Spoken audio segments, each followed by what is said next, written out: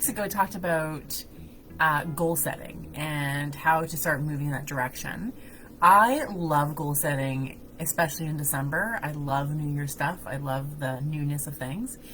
And I take my team through a process of goal setting personally, professionally. We do things for Eterna as well. We started this tradition about a year ago. It's been really fantastic. So I want to give you a little bit more tips around goal setting. So the last one I did was talking about dreaming really big. So letting go of the limitations and really focusing on the dreaming aspect of it. Today I want to talk about how to look back in order to move forward. So what does that mean? We often are so busy trying to jump ahead that we're not taking the time to reflect on where we've been or what's happened in the last 12 months. Now, this has been an insane year for all of us, but it's really helpful before you start thinking about what you want for the future is to think about what's actually happened first.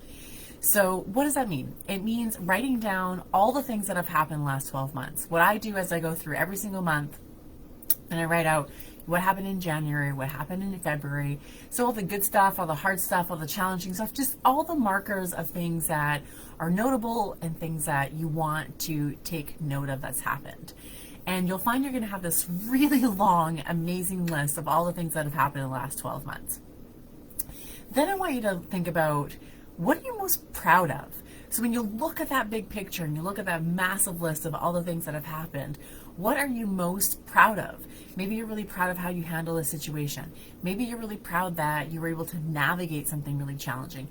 Maybe you're proud of implementing new skills or creating new relationships or new friendships. There's so much to be proud of. This year especially has been really difficult on all of us. And there's a lot that we can pull out of that, of things that we're really, really proud of. And we can take those things forward as we talk about goals for 2021. The other thing you want to do is you can ask the people in your life, ask your tribe, ask your people for feedback on what do they think that you did really well this past year. What do they see and observe that you did differently potentially this year? So ask the people around you for feedback, because I think that we get so stuck in our own perception of things, and we are the hardest on ourselves. We're constantly have this filter of criticism, and we put ourselves down, or we won't take any kind of credit for something well done, where there's always something like, well, I could have done it better, I should have done it this way, I should have done it this way. So we're more likely to should all over ourselves. But people in our life, people who support us and love us and care about us, will provide feedback that's more genuine and probably has a bit of a more real filter than the criticism that we typically put on ourselves. So ask the people in your life as well around some feedback about what they observe in you for this past year, for the last 12 months.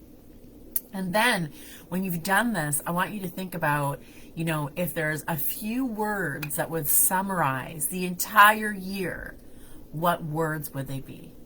So I want you to think about having one word that summarizes this past year. And for me, when I did this exercise a few days ago, what came up for me was the word of tenacity. And that was in professionally, within my team, but also like how we approached some of the challenges that came our way with COVID and having to shut down the office. But also personally, there's this, like, the words are really powerful. So, and that is a reflection, I think, of what the year has been like, was that one word. Now, why is one word really important? Because it becomes a really powerful word. And words ground us into reality. So words can be really transformative when we connect it to something that's really important to us and in our hearts. And that is a word that you can take forward with you. So for me, for tenacity, as I move forward into 2021, I take that grit with me. I take the pride, the sense of accomplishment that has come from 2020 with me into 2021. Often people try to start New Year's goals, and I don't use resolutions, but goals. So they try to goals almost like from a clean slate, as if they don't have any history or any experience in it. But you have a lot of experience in it. So you want to take that forward with you. And then you want to think about, of all the things that have happened, what has been the most surprising? and what has been maybe surprisingly good and surprisingly bad, and how did you respond to that? And so you want to do a reflection of the past year before you start moving into how to goal set again and move forward in some goals that you might have in your life. So I hope you have some fun. I quite enjoy doing the 12-month reflection. I think it's really powerful and it can be really empowering. And you're going to see like how much stuff you've been dealing with and how much adversity and how many obstacles you've overcome in the past 12 months.